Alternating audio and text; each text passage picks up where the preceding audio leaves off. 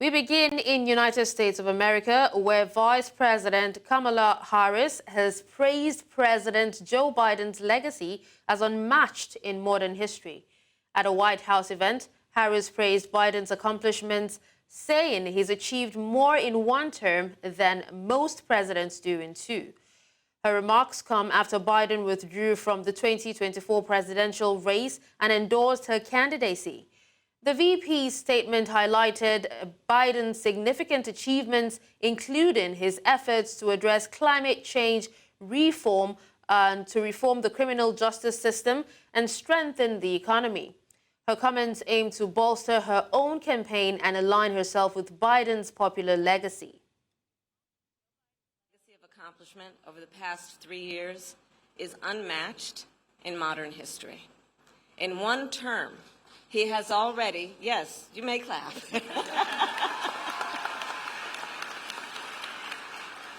In one term, he has already surpassed the legacy of most presidents who have served 2 terms in office. Joining us to further discuss this is our international correspondent, Afua Hagan. Afua, tell us the highlights from Vice President Kamala Harris' speech.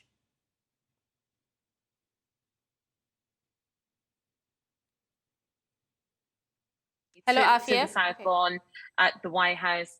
And that was her first time that she was making comments after it had been, announced that Joe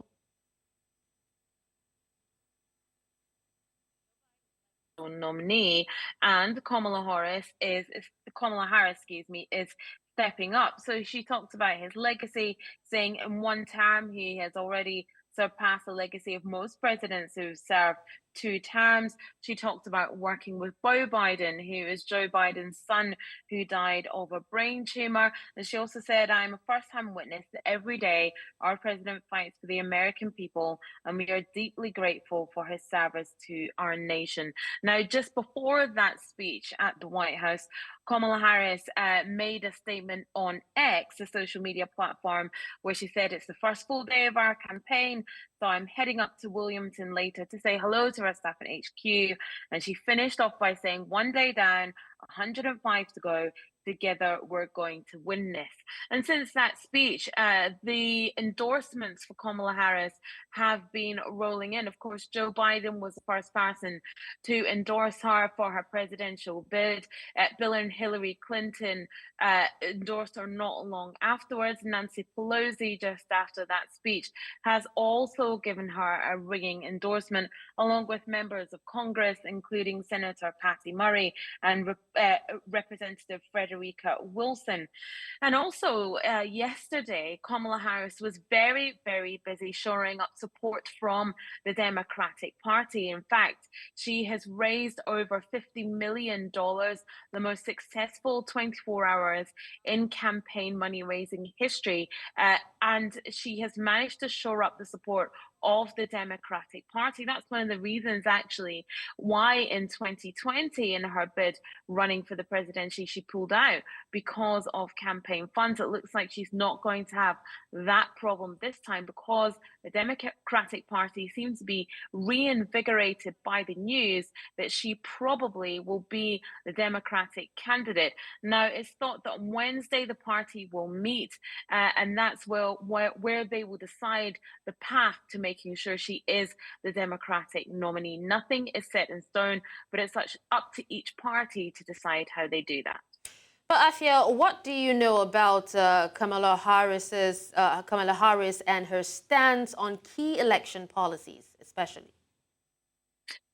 Absolutely. It's these key election policies that will take voters to the ballot box. Now, Vice President Kamala Harris has made her feelings very known, firstly on Ukraine, which is a huge issue. Now, she met with she's met with President Zelensky a few times and continues to pledge the United States support for Ukraine in their war against Russia. And she reiterated that support at the Munich Security Conference earlier on this year, saying America was committed to defend the basic principles of sovereignty and territorial integrity, and to stop an imperialist authoritarian nation from subjugating a free and democratic people. So she firmly stands with Ukraine. Now, when it comes to abortion, which is a huge issue as well, the overturning of the federal right to abortion in 2022, a hugely divisive moment for the United States, but Kamala Harris has said everything is at stake and it will be a key campaign point, and she will go with the democratic view of a woman's right to choose. When it comes to the Middle East, Joe Biden's approach to Israel has caused unease among supporters, and it's thought that Kamala Harris will toe the party line on that, which is supporting Israel, but supporting them to a point. And of course, immigration, something that actually Kamala Harris, in her time as vice president, has led on. Her record on immigration has been attacked. Claims that she was Joe Biden's border czar, as it were, and this will be a sticking point, especially in debates with ex-president, Donald Trump. All right, Afia. Now, away from Kamala and also the presidential race, now the Secret Service chief is answering questions in Congress. What have you heard so far? Yeah, that's right. So the Secret Service chief is answering questions in Congress about the assassination attempt on Donald Trump, which took place on the 13th of July. So this is Miss Cheatle, who's the director of the Secret Service. She's been questioned in Congress for about 6 hours, and Kimberly Cheatle has started off with saying that we failed. As the director of the United States Secret Service, I take full responsibility for any security lapses. So yes, 6 hours of questioning there, talking about the level of security provided for former presidents, saying that their mission is not political, it's literally a matter of life and death, but admitting that the Secret Service failed. Now, earlier on, we heard that nobody has actually been sacked over the security lapses that took place on the 13th of July. And a number of questions it seems that she was unprepared for at that Congress hearing. That hearing continues, so we'll get more lines from that tomorrow. All right, well, thank you, Afia, for that update. U.S. Secret Service Director Kimberly Cheatle has admitted failure in preventing the assassination attempt on former President Donald Trump. Testifying before the House Committee on Oversight and Accountability, Cheatle said her team failed. This acknowledgement comes as she faces mounting pressure to resign. The agency's failure has raised concerns about its ability to protect the nation's leaders. The incident has sparked a thorough review of security protocols and procedures. Cheatle's admission is a rare instance of a high-ranking official taking responsibility for a major security lapse. The Secret Service's solemn mission is to protect our nation's leaders. On July 13th, we failed. As a director of the United States Secret Service, I take full responsibility for any security lapse of our agency. UK Prime Minister Keir Starmer has weighed in on the surprise decision by Joe Biden to drop out of the US presidential race. Speaking at the Farnborough International Air Show, Starmer said he respects Biden's choice, calling it a difficult decision made with the American people's best interests in mind. Starmer noted that he knows Biden's decision wasn't taken lightly, but rather after careful consideration. The UK Prime Minister's comments come as Biden's departure for the race leaves a significant impact on the US political landscape. I respect the decision that he has now made. Not an easy decision, but a decision that I know that he will have arrived at, taking into account the best interests of the American people, and I look forward to working with him.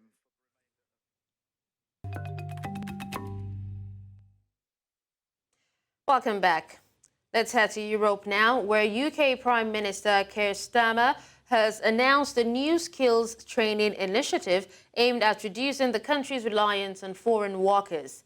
Speaking at the Farnborough International Air Show, Starmer said his government wants to boost productivity and economic growth by investing in homegrown talent. He acknowledged that many young people have been let down by a lack of training opportunities, leading to an over-reliance on migration. The Prime Minister vowed that his government will not simply rely on important skills from abroad, but instead will focus on upskilling the domestic workforce. This move is seen as a key part of the Labour government's strategy to address migration, an issue that has been high on the agenda since they took office on July 4th. Spanish Prime Minister Pedro Sanchez will testify on July 30th in a preliminary corruption inquiry into his wife Begoña Gómez's business ties, a Madrid court said on Monday. A court statement said Judge Juan Carlos Peinado will hear Sanchez as a witness at his official residence at 11 a.m. on July 30. The court said he will be questioned over suspected influence peddling by his wife. The investigation over alleged corruption and influence peddling has infuriated Sanchez, who has characterized the allegations as an effort to undermine him and his left-wing government. The investigation began on April 16th following a complaint by Manos Limpias, that's Clean Hands, an anti-graft NGO linked to the far-right, alleging corruption in the private sector and influence peddling, while admitting its claims were based on media reports. El partido mayoritario de España, le pido al Sánchez de 2024 que siga los consejos del Sánchez de 2017 y que redacte su tercera y definitiva carta. Es realmente lamentable que la primera vez que vayamos a oír al señor Sánchez hablar de la corrupción que afecta al Palacio de la Moncloa tenga que ser ante un juez porque ha sido llamado a declarar. Vaya imagen de país la de un presidente entrando en un juzgado para hablar de la presunta corrupción de su mujer. Una ciudadana o un ciudadano imputado tiene el derecho a no dar explicaciones, pero un gobierno no. Un gobierno debe de dar explicaciones a los ciudadanos siempre. The head of the joint United Nations Programme on HIV and AIDS, UNAIDS, Winnie Byanyima, says Gilead could bring the AIDS pandemic towards an end if the U.S. pharmaceutical giant opens up access to its game-changing new HIV drug. Winnie Byanyima urges Gilead to make history by allowing generic manufacturing of lenacapavir, a twice-yearly injectable antiretroviral medication used to treat HIV patients. She urged Gilead to open up lenacapavir to the UN-backed Medicines Patent Pool International Organization. Thereby, cheaper generic versions could be sold under license in low- and middle-income nations. Whatever the financial rewards of creating lenacapavir, the renown of being the company that conquered the AIDS pandemic would be great. Today, Gilead's product, lenacapavir, is actually so highly effective, it's in a different category of preventive medicines.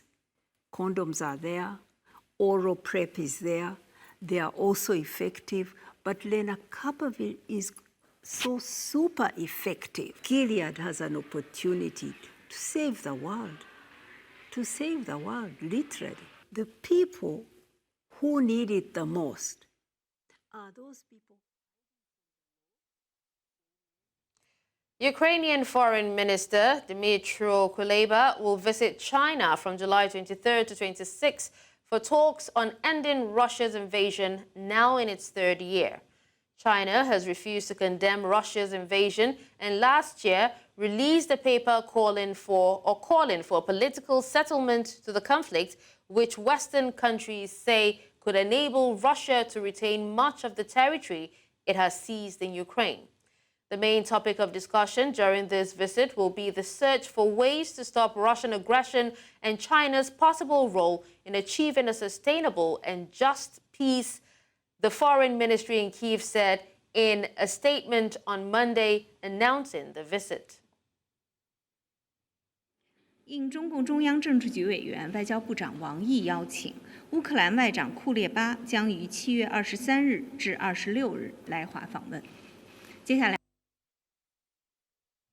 In Asia, following a string of increasingly intense clashes with Beijing in the South China Sea, President Ferdinand Marcos declared on Monday that the Philippines cannot yield in territorial conflicts. Marcos declared that the Philippines is unwilling to give up and the Philippines cannot falter.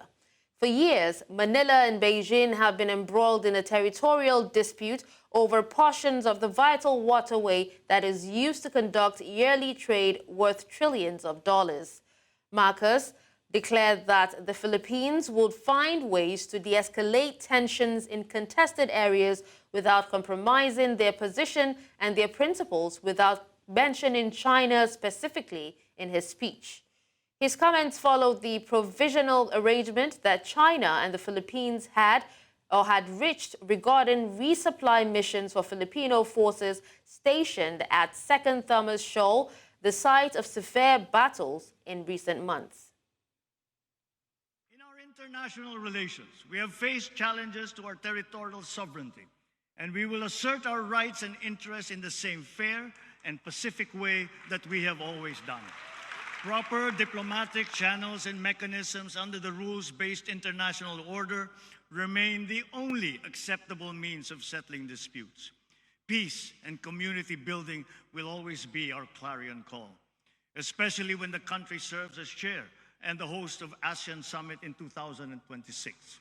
We continuously try to find ways to de-escalate tensions in contested areas with our counterparts, without compromising our position and our principles. I know that our neighbors, too, are doing their best to make this work. The Philippines cannot yield. The Philippines cannot waver. We are now more conscious as a people and strategic in heightening our aerial and maritime domain awareness. We are continuing to strengthen our defensive posture, both through developing self-reliance and through partnerships with Away from that, protesters and the security services clash in Bangladesh's capital, Dhaka, in the latest round of demonstrations calling for an end to a quota system that reserves more than half of civil service posts for specific groups, including children of veterans. This week's unrest has killed at least 75 people. Bangladesh government announced the imposition of a curfew and the deployment of military forces after police failed to quell days of deadly unrest that has spread throughout the country, adding that the curfew will take immediate effect.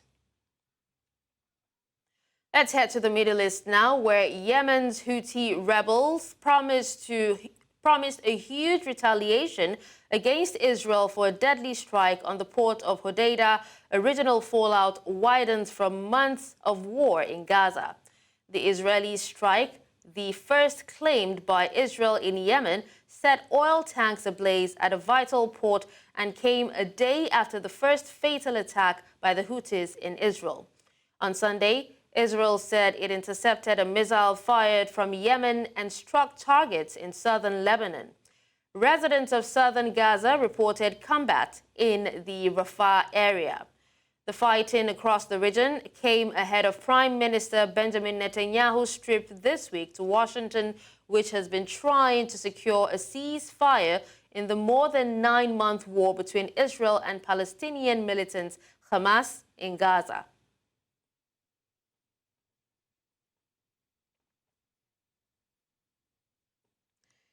Israeli government spokesman David Mencer on Monday announced the death of hostages Yegev Bushtab, 35, and Alex Dansiek, 76, who were abducted during the October 7th attack by Hamas.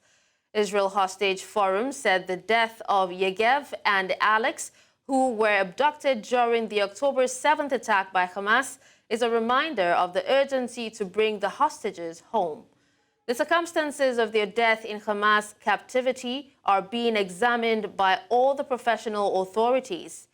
Bushtab was abducted from his home in Kibbutz Nirim along with his wife, Ramon Bushtab Kurtz, and then released on November 28th in a hostage deal with Hamas. while Danzig, who was born to Holocaust survivors. Brutally abducted. The IDF has confirmed this afternoon that it has informed the families of Alex Danzig and Yagev Buchstav,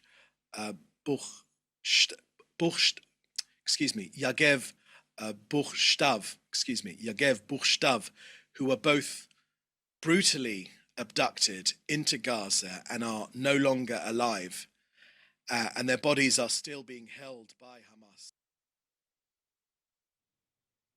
And that's all on Beyond the Continent. Send your eyewitness report to the WhatsApp number on the screen. Do follow us on social media. We are at News Central TV. You can watch News Central live on DSTV channel 422, Star Times channel 274, Avo TV, and YouTube. Many thanks for watching. I'm Darshan Usman.